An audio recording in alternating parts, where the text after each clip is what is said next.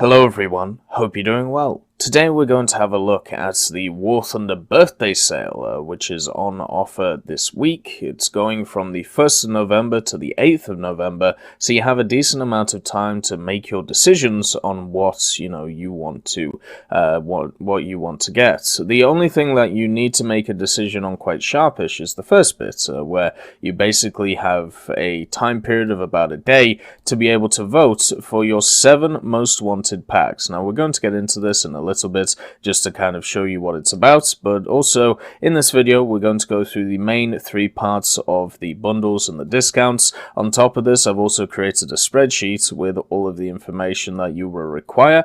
There will be a link in the description if you want to open it and make sure to understand some of the numbers. On top of this as well, there is a part at the bottom for PlayStation Store and the Microsoft Store. So what I'm going to do is I'm going to do a separate video for that. So it'll probably be called like the console November discounts. We'll see. But understand that you're not forgotten. You are here at the bottom. So make sure to check that out on your store, whether you're on PlayStation or Microsoft. We'll have a look at that a little bit later. There will also be some packs being removed from all platforms after the sale. The IAR 316B, the Hyder, the AMX-30, the M26 Pershing Ariete, the MiG-15, and the Reaper. Do you see the pattern for all of these vehicles?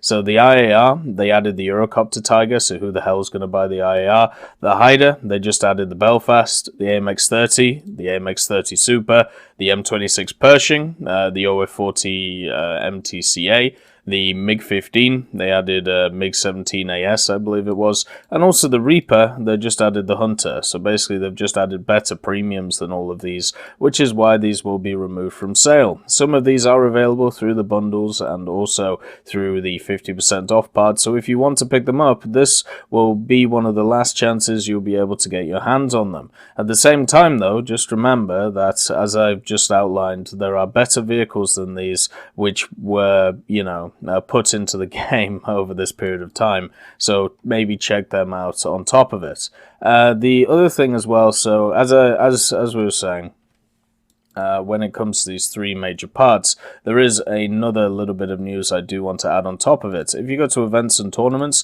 they're running an enduring confrontation battle for realistic and naval right now on Saipan. So if you want to go and have fun with that, make sure to do it. It is over the weekend, so you have plenty of time to be able to play it. Now, let's get into the bundles, let's get into the deals. The first part being this new idea that they've implemented. So Gaijin give you 14 options of packs that you want to see 50% discounted. And the idea is when you click this choose your own discount button, you just have to sign into the website and you can pick 7 out of these 14, and voting is open until 7 AM GMT on the 2nd, so you only have maybe about 12 hours to vote. You can pick the 7 ones that you want out of these 14 to get. So these are packs which are all on the store already, and it's just basically your way of saying, okay, these are the most popular ones that we want to see sold. Therefore, if Gaijin can get an inkling on what you want to see sold, what that means is they can get more sales and also you can get what you want. Yes, they could put all of these packs on at 50% off. Yes, they've kind of done that in the past, at least for some of these packs, but I kind of like this element of choosing. I think it's kind of nice that people overall can collectively choose what they want to see. It'll also, at least from my point of view, being a content creator, it'll give me kind of an inkling on what you guys are kind of interested in when it comes to these packs. I have actually dedicated a part of the spreadsheet to this. It's on sheet 2, and you can see here are all the packs if they're 50% off. So these are the deals that you're getting for them. So the packs that are on offer are the Dora, Mustang, P47, Wyvern, Vautour, JASDF, the IS-6, T-29, King Tiger, Scout, Z-20, USS Cowell, FL-10, the M4 from the French, and the Leon Cello. So those are the packs here, and you can just click as many as you want, up to 7, and then submit them, meaning that they will look book on offer. They will be on offer in about, a day's time. So let's go through the different packs. The first one, of course, is the Dora pack. The Dora is the Focke-Wulf 190 D13. Sits at 5.3 in the American tree right now. It's an incredibly good little vehicle. At 5.3, it climbs incredibly well, has access to 3 MG151s. You can annihilate anything you feel like with this machine. It has been a little bit outshone over the last few years or so by other additions to the game. These other additions equaling stuff such as the BF-109K, which has come to prominence, the TAR 152s as well because of their airborne, and also stuff like the Ju-288 for just a generic grinder. On top of this as well, you can bring other BF-109s, but if you want a solid vehicle that's going to make USL, which is going to be useful to use against pretty much anything in air realistic, the D13 is the way to go.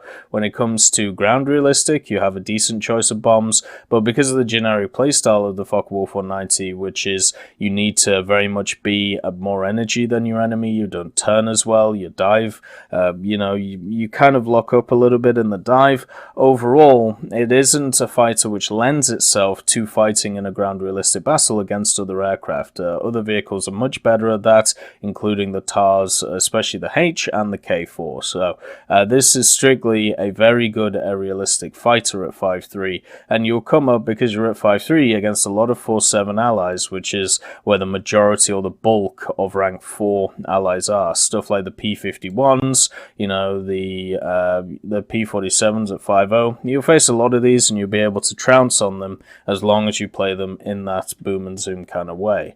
50% off means that the Dora will be sat at $15, so therefore the vehicle itself, after taking off the extremities, will be $3.39 overall, which is incredibly cheap. The Mustang is one of 2 cases in this list where you actually make money by buying it. Now, I know this sounds really odd, but what I mean by this is if you have a situation, which you do with the Mustang pack, the P51D20, where if your premium account that you get and the 2,000 Golden Eagles adds up to more than what the pack is worth, then technically you're getting the Mustang for free and a little bit some. So in this pack, just for the G and the premium time, you are getting a good deal at $15. So it's actually worth it to buy this pack just for the GE and the premium time if it goes on offer, tomorrow.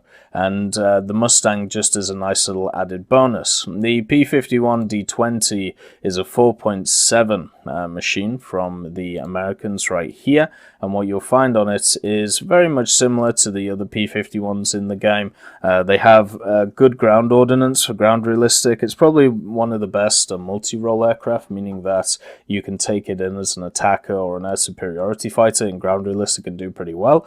The only issue it really has is that the way that the meta is right now in air realistic and the way that it has been for like 4 or 5 years doesn't really suit the P51, because it takes maybe 2 to 3 to 5 minutes more to get to altitude before other fighters, especially the German and the Italian ones that we see. This means that you're always put at a disadvantage if you are engaging head-on, and if you decide to go to the side, then half your team decides to engage head-on, and you are now in a 2 versus 1 situation, and it can just feel absolutely horrific to play it. That's why when it comes to general use, I say with the P51Ds, it's always best to squad up with people, even if it's a 2-man, just so you can get, that extra leg up, and hopefully half your team doesn't commit seppuku.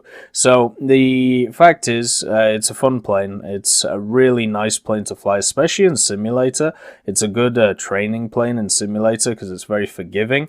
On top of this as well, it's a good air superiority fighter in ground realistic, and having access to 2,000 pounds worth of bombs means that you can pretty much hit whatever you feel like and do a decent amount of damage to it. So, that's always something to look forward to. The guns as well are great for pretty much killing anything in the air. With the tracer belts, the APIT, you have lasers which set everything on fire and do a lot of damage. So I think it's a pretty good vehicle, and since you're getting it for technically free in this pack, there is no reason not to click it on this thing and hope it's available tomorrow. The next vehicle that is around is the P-47M1RE. This is, of course, George Bostwick's P-47M. Comes in at $15. Cost of the vehicle is $9.38, and the reason is you don't get any GE with this pack. You only get premium account for 15 days, so that kind of sucks in a way. So yeah, that is a bit of a problem. Also, it's right here. It sits at 5.7. The reason why it sits at 5.7 is this really beefy engine it has in it, the Pratt & Whitney R2800 57C. 5.7 is a nice sweet spot for this aircraft, because what happens is at 5.7, you obviously play a hell of a lot against Germany. You know, the K4s, the TARs, the stuff like the Focke-Wulf D13s we talked about before. There's a lot of really strong 5.7 German vehicles. And the P-47M is one of the only American vehicles that can really stand up to them, which isn't something like a P-51H, which gets up-tiered into jets quite a lot of the time. So the P-47M is pretty fun, actually, in aerialistic. It's got a really good climb rate once it gets up to speed, once it's able to get up to altitude. There's not really a lot of stuff that can touch it, so as long as you're patient with this machine, you can do really well. It unfortunately has kind of Corsair syndrome, though, in a way, where because it takes you so long to set up, at least against the general enemies that you're fighting, because they all have pretty good climb rates as well, your team can be mostly dead before anything happens, just because, once again, the meta of the game. So from an individual point of view, you can do really well in this, but from a game point of view, you can definitely struggle from winning matches. The other thing as well, it has amazing secondary bomb loads. I normally take the two 1000s and the 500s in ground realistic. This is useful in every game mode in the game, and now in naval, since we're going up to 5.7 and maybe even higher in the future, you can bring this along against stuff like light cruisers and destroyers, and once again use it as an air superiority fighter. This is just a really good aircraft overall, and it's not a surprise to me that it is one of the most expensive out of the list, sitting at $9.38 for the vehicle itself. The Wyvern is back. The Wyvern at rank 4 gives you 2000 GE and also some premium time. No, it doesn't. It gives you 1000 GE instead.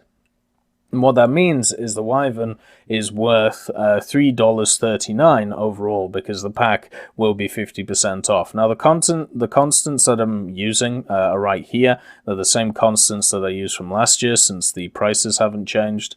And that means that the Wyvern being at $3.39 after you take away the GE and the premium time is amazing for a rank 4 vehicle. You got to remember that the aircraft goes up to rank 6 right now, therefore you can research rank 5 and below, or with a rank 4 vehicle, and the Wyvern is great at that. It's one of those planes where you can kind of just turn off your brain, load up either torpedoes if you're on something like Hokkaido, or load up a bunch of bombs and use your 20mm and ordnance to be able to take out bases, to be able to annihilate ground targets. You're not going to be too useful for your team, but you're going to be turning your brain off and grinding pretty well. It's also got Hispano Mark 5s. A lot of people try and head on this thing, no idea why. 4 Hispanos is easily good enough to annihilate anything, and it also has 1200 rounds of ammunition, meaning that you can deal with anything that you feel is around the place. You do have a good rate of climb. The main issue with the Wyvern, though, is the fact that it turns like a barn, so engaging in any fight is never really going to go your way, which is why using it as a straight attacker in either realistic or simulator is the way to go. Because of its secondary ordnance, it's also useful in ground, and 5.0, it is really useful in ground. You actually have quite a decent lineup at 5.3 in Britain. You've got the Comet, the Challenger, which is definitely a tertiary. Then you've got stuff like the Iron Duke, the AC-4, and of course the Firefly, all making a nice 5.053 lineup that you can bring the Wyvern along with. So for me, if you want to grind SL, if you want to grind the British Tech Tree, this is the way to do it with the Wyvern S4. You buy it and you just basically just grind through everything. Now, the British Tech Tree is generally quite nice to grind through, especially when you get, or when you play the Spitfires or the Griffin Spits or the Tempests. But understand that sometimes, you know, if you're a person who wants to get to jets, or maybe you want something that's a bit useful more in ground, this is the way to go. It's also useful, of course, in naval, because it has access to these torpedoes. Now, the torpedoes themselves are a little bit better than some of the other torpedoes that certain British planes get, but they're still not the best, so you do have to watch out for its drop speed range and also its altitude range. I'd say this is a very good pickup as well. The Vautour IIA comes in a little bit more expensive at $50 overall, therefore it's going to be cut down to $25, and per vehicle it's $7.40 after you take away the 2000 GE and also the 15 days of premium time.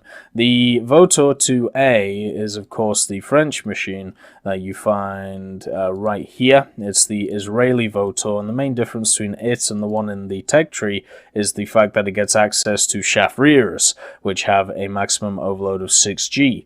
Now, for me, the Vautour IIA doesn't really fit my personal playstyle, just because it's basically something that can go really fast in a straight line, and that's really about it. And the problem is, as well, is that really fast in a straight line doesn't really work anymore because you have way faster vehicles. It's definitely a vehicle that did have its time in the sun when everything was a little bit slower, but now just feels like kind of a barge in the air and a big target for air-to-air missiles. So using it as a bomber, because obviously you can do that, so using it as a bomber or a rocketeer, I think is completely fine. It does really well in that role. You can see 6 1000s is incredibly good for annihilating bases, and also if you want to take it in ground, I suppose you can as well, but the pseudo-fighter role that it used to be useful for, I don't think it's useful anymore. The air-to-air missiles aren't good enough, and getting guns on target in this thing against stuff like sabers, which is a lot of stuff that you fight, is just going to be a pain, an absolute pain.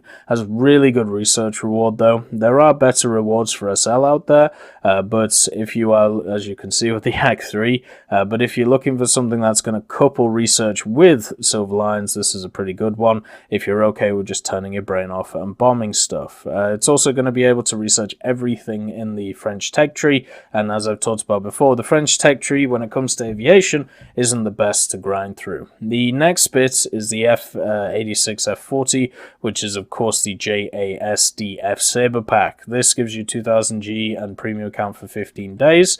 As you can see here, it's the same price as the Vautour. This is a much better option than the Vautour, just because of the fact that the Japanese tech tree has a lot of hidden gems in it, and also the Sabre is just really much nicer to fly than the Vautour. Has maybe not as much acceleration, but it's lighter. You're able to fling it around the place. You're able to do a lot more with it, and the reason why it's 9.3 is because it has access to AIM-9Bs. So you do have the air-to-air component if you need it. You do have access to 50 cals, a lot of ammunition, so you can stay in the air for a very long time, and also secondary ordnance exists as well. Not in huge ways, but 2 1000s is pretty good. The F-86 F-40 also has slightly longer wings, meaning that it can roll better, meaning that it can just flip itself all over in the air, and I would definitely say this is one of the better sabers in the game if we just look at it when it comes to its secondary ordnance and the fact that it's a 40. If you're looking to grind out the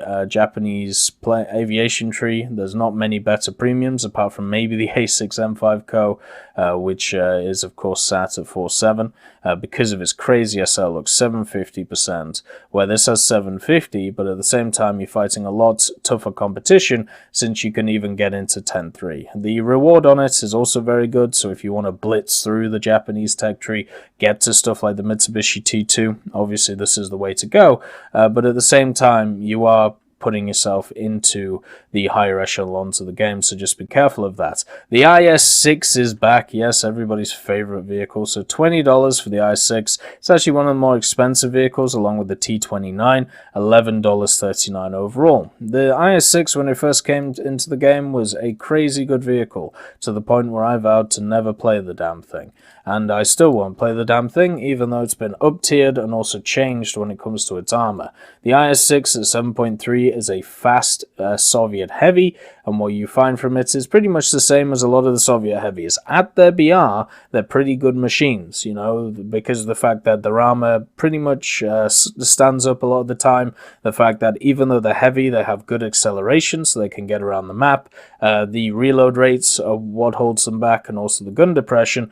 But the problem is is even though your armor and your gun are good enough at the BR that it sits, once you get up tiered, which will happen a lot with the IS-6, you'll get up to 7.7, your armor becomes putty and your gun starts not doing as well against some of the other heavies like the M103 that you face. This machine only has 205mm of pen at 7.3. This will be able to deal with the majority of mediums that you face, but it won't be able to deal with other heavies, which will just look at you and laugh, just like the M103 does. So for me, it's definitely not as strong as it used to be. It's still a good grinder, but I think getting something like a 120 or probably the T55AM is a much better option than the IS-6 right now. The T29 is one of the best heavies at 6.7. I would actually say it is the best heavy at 6.7 because you can run it alongside the T34 and the T30 in the American tree. It has a 105 T5E2, and what is lovely about it is it gets access to an APC-BC shell with a bit of HE filler. It's able to pen anything that you face, and if you can't pen anything that you face, you always have that extra penetration of the APCR round. But the APC-BC will go through the front of Tiger 2s, will go through the front of pretty much anything that you fight, and also it has a very strong turret on it, so you can go hull down, you can just be able to bully other vehicles. The only time that you really struggle in the T29 is if you get, obviously shot in the side, like you get road drilled right here, or if somebody comes up from behind, or you get low glacist. The T29 is one of the easiest vehicles in the game to play. It's got a good gun, it's got good armor, it's got decent speed behind it. All you pretty much have to do is go towards the enemy, angle a little bit, and use your gun and just fire in the general direction of whatever you want to nuke. And therefore, it is an incredibly good vehicle at 6.7. I would actually then hazard a guess it's my second 6.7 vehicle, like the best 6.7 vehicle. I think the first one would be the RU251, and the T29 being second. It also has great survivability. The fact that it has 6 crew members means that it is hard to kill in one shot. Overall, it's an incredibly good vehicle with also a better reload than the Soviet heavies and also much better gun depression as well. I'd definitely say the T29 is a good pick. The King Tiger, the good old Koenigs Tiger. So the King Tiger, the Tiger II SLA, it's been around for a very long time, this big boy right here. And the Tiger IIH SLA, the main difference between it and the one in the tech tree, has a beefier engine, believe it's a diesel engine, and also has some extra armor on the turret. This means that it is the same BR as the Tiger IIH in the tree,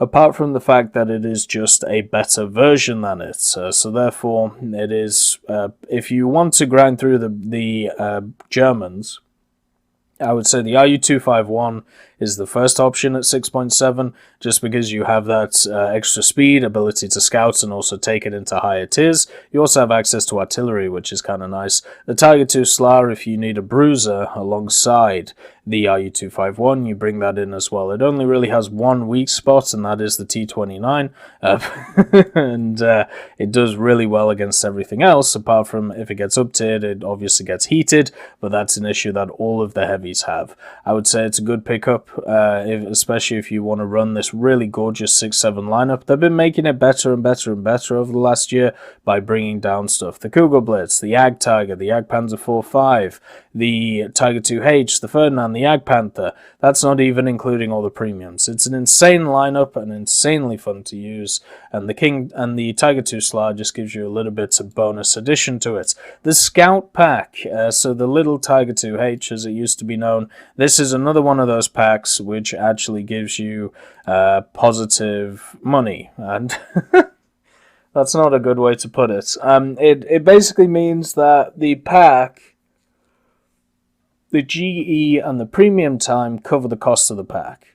So therefore, the vehicle that you get is you know, extra, and it's what a hell of a vehicle to get as an extra in a pack. So this is the little Panzer IIA. It was named differently, you know, later on, but what you get here is a little vehicle with a lot of power behind it, the ability to scout since it's a rank 2 vehicle, and also access to the 50mm, which has good penetration, good gun depression, decent turret rotation, and you can just fly around the place and do really fun things with it. I don't know how else to describe it really, apart from I've had many times in this machine where I've just been really quick, you know, accelerating around, and it's just been fun to use this little machine that you can see here. You can just shoot around with this little 50mm. It doesn't have a coaxial, which is a bit of a problem. And also, since it only has canvas on the roof, you can kill this thing really easily. But if you just use this as a generic scout and use it to bolster your lineup, it's a really nice vehicle to have. It's also one of those vehicles to fall back on. Let's say you've had a few really bad games, you know, a top tier. Fall back on something like a Panzer IIA and you can have a really fun time with it. So 2.3, I'd say it's definitely worth it, especially since you get it free alongside the other stuff that you buy in the pack. The Z20 Galgolster is sat at $7.40. Even the whole cost is $25 for it. The Z20 is a better version of the destroyer in the tech tree. If you like naval and you want to play naval, it is always good to pick up one of these destroyers because of the fact that it has, you know, it's pretty much good at researching everything. And also you stay out of the BR of the major light cruisers. They're normally a 4.3 and they're normally best of their class. Same with the Cowl as well at $7.40. The FL10 is an auto-loading French boy. It's the cost per vehicle is $6.39, $15 overall for the pack. And for the French, you can find it here. It's a rank 3 machine, so it's useful for grinding rank 4 and below. The 75mm long barrel that you find on it, with the autoloading system that it has, you have ridiculous amounts of pen, decent amounts of speed. The only issue you have is gun stability with this machine, which will probably get you killed quite a lot of the time because you'll be trying to stop and fire on the move and all of that stuff.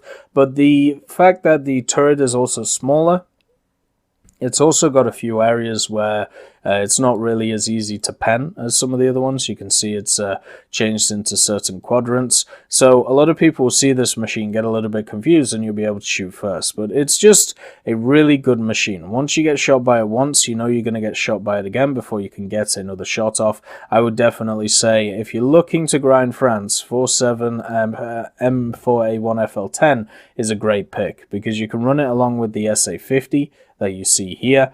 You can run it along with the MX-13 DCA-40 and have a crackerjack 4.7 lineup along with the P63 King Cobra. Great pickup, in my opinion. One of the best, pre-purchase vehicles that they added, or pre-order vehicles for a tech tree, because you got to remember that vehicle back in the day was a pre-order for the French tech tree, so you know it did really well. The Cello is also making a comeback for only $1.39 for the vehicle, so $10 overall. And the Cello, that is a pretty good pickup as well, just for $1.39 if you want to see it like that. Adding to an already stellar Italian 3.3 lineup, and there aren't many stellar lineups of the Italians at low tiers, but 3.3 is one of them. With the 7534, which is probably the weakest out of the bunch, the 10525, the P40, and the Contrario, you add, of course, the Cello, which was the first Italian tank ever added into War Thunder. When it came to the Italian tech tree, it has access to the 75mm and Saldo 75, has kind of dodgy armor. A lot of people bounce off it for no real apparent reason. Just shoot it in the center, you'll be able to pen it. Just don't shoot this bit, shoot this bit, or shoot this bit, or just shoot the turret. The gun itself, the 75mm, I wish was a little bit more, I wish it was a little bit more reliable. The heat shell on it, I've had many times where it pens tanks and doesn't do anything. And then the APC-BC is good, but the penetration just isn't there for a 3.3 vehicle. You have to kind of use the heat. It's also got bum smoke, meaning that it smashes out smoke on the back, so that's always nice to see. But it is a pretty decent medium tank that you're going to have at 3.3, and it can set you up really well for getting through the trials and tribulations of rank 1 to 4 of the Italian tree. Rank 1 to 3, the only vehicles that I actually kind of enjoyed out of the Italian tree was this line of vehicles right here. The rest of them were very substandard in my opinion. The rank 4 was where it kind of took off with these two, but still these two are not very fun. And then rank 5 and above are just really good. So you can get the Cello to get past a lot of the not great vehicles of the Italian tree to be able to push on. So as you can see, with all of these packs, my picks would be the Mustang, since you get the Mustang for free, the Scout pack as well, then the FL10, then the Cello, so that's 4. Then I'd throw in the Sabre, just because it's probably the best top tier vehicle here, that's 5. Then not really interested in the naval stuff, so the T-29, that's a big bruiser, that's really fun. And also probably the Dora, since I've put it off for so long. I haven't picked up the Dora in a very long time. So Mustang, Dora, then we have, oh, the Wyvern I forgot about. So the Wyvern's also a great pickup, as I talked about. Then we've got the Scouts, the Cello, and also the FL10. So we'll submit that, get that done. There you go. That's my survey done. Hopefully you do it too. Make sure to put in what you want so you have a chance of getting, the 50% discount. Now, on to the bundles. We're only a third of the way through. I hope you're ready. I hope you're buckled in. Oh, I've got to give myself a good stretch. Wonderful stuff. Let's get into it. So each nation has its own anniversary bundle. You got the US, the USSR, yada yada yada. And what seems to be the general case for a lot of these is you get some form of aviation element and then some form of ground element. The only country which begs this trend is the British, which you get 3 tanks, and for some reason there's no helicopter here, and there's also no plane. So unlucky Britain, you get screwed. Everyone else gets a mixture of helicopters and ground vehicles, and some even get something like the Seahawk, such as the Germans. So let's go through each pack, let's go through general opinions and also price when it comes to the vehicles. So the first one is the US anniversary pack. You get yourself the Magak, the XM1, and the Huey Hog. Now you've got to remember, the Americans haven't got their top tier premium American helicopter yet. Now understand that in the future there is going to be a top tier American helicopter premium coming. So picking up the Huey Hog may be, a little bit less useful once that comes out. But see that as an added bonus on top of 2 very good vehicles. The Magak 3 is a M48 which has a boosted engine, a boosted ERA, and a lot of smoke launchers on the front of it. It's an incredibly good vehicle when it generally comes to going about the place. I like it personally because Tazzy has it, and he's incredibly good with stuff like the M48.